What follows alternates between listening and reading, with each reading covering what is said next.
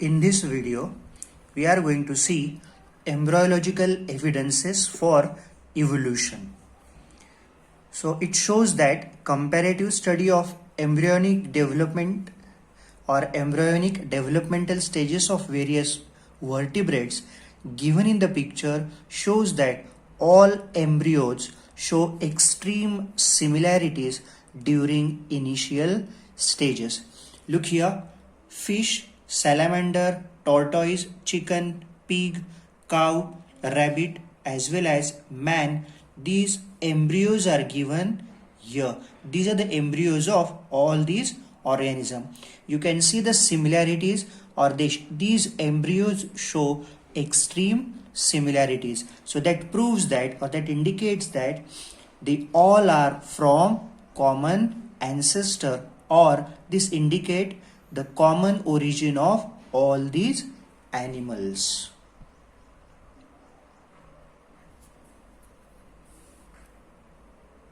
Now we move towards Darwin's theory of natural selection. Charles Darwin had collected innumerable specimens. Innumerable म्हणजे असंख्य specimens of plants and animals, and depending upon the observations of all these specimens, he published the theory of natural selection, which preaches or teaches the survival of fittest. Darwin says that only fit can survive.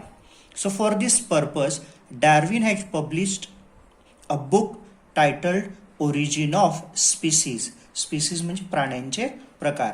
While explaining the concept, Darwin says that all the organisms reproduce prolifically. Prolifically means large amount किंवा पुष्कळ प्रमाणात. All the organisms compete with each other in a life-threatening manner. All the organisms they compete with, म्हणजे ते एकमेकांशी स्पर्धा करतात. In this competition, only those organisms sustain which show the modifications essential for winning the competition. Which competition? Life-sustaining competition. However, besides natural selection also plays important role, because nature select only those organisms which are fit to live. Nature selects only fit organisms to live, and the rest perish. Perish means नष्ट होणे. So sustaining the selected organism can perform reproduction.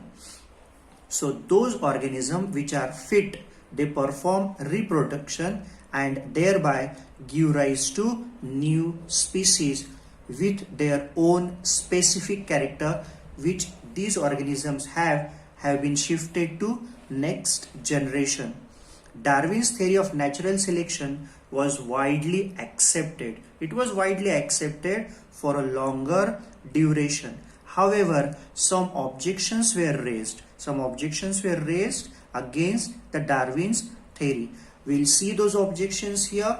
First objection: natural selection is not the only factor responsible for evolution. So some scientists says that natural selection is not the only factor. There are some other factors also responsible for evolution.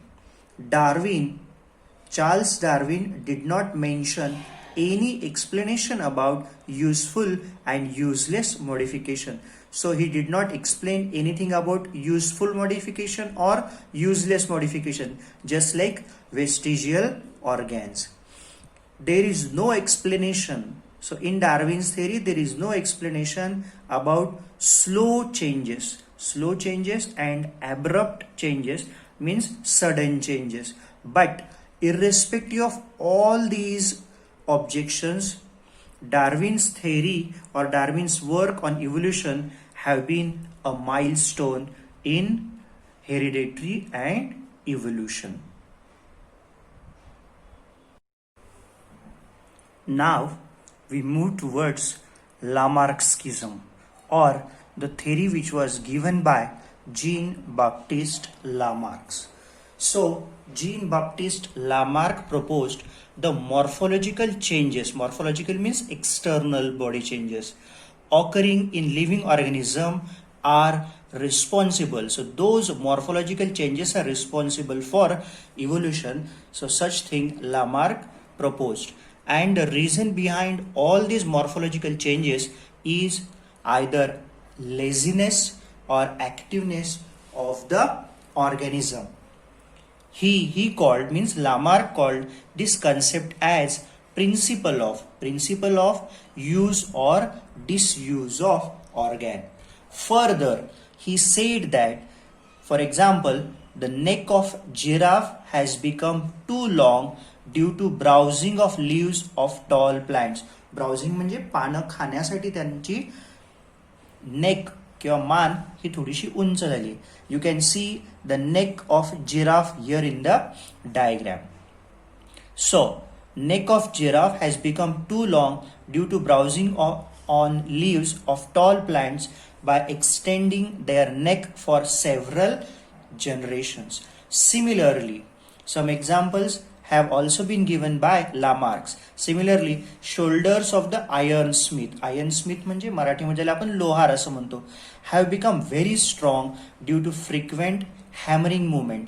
Hammering movement म्हणजे हातोड्याच्या continuous हालचालीमुळे या iron स्मिथचे खांदे काय झालेत, खूप strong झालेत. Even some examples of birds have also been given. Wings of birds like ostrich and emu have become weak due to no use. As they did not use wings, so their wings become weak.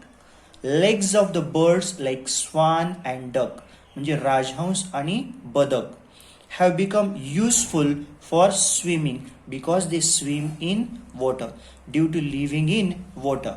And snakes have lost their legs by modification in the body for burrowing habit. Burrowing habit म्हणजे हे प्राणी बीळ करून राहतात, बिळामध्ये राहतात. All these examples are types of acquired characters. Acquired म्हणजे त्यांनी स्वतः ते अंगीकारले, आत्मसात केले. And are transferred from, all these characters have been transferred from one to another generation. This is called as the theory of inheritance of acquired characters or Lamarckism. So Lamarckism is the theory of acquired characters. Now